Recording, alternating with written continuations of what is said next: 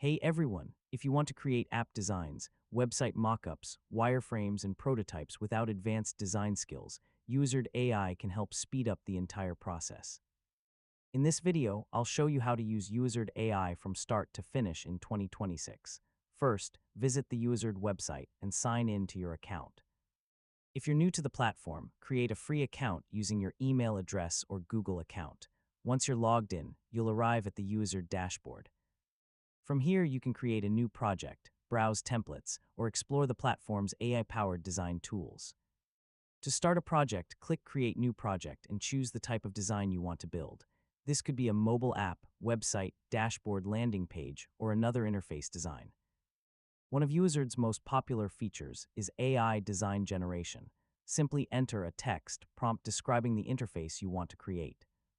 For example, you might describe a food delivery app, an online store, or a fitness dashboard. Once you're satisfied with the design, export it using the available export options or share the prototype directly with clients, developers, or team members.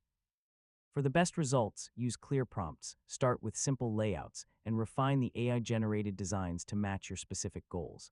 And that's how to use Uizard AI in 2026. Whether you're creating apps, websites, or product prototypes, Uizard makes UI and UX design faster and more accessible than ever.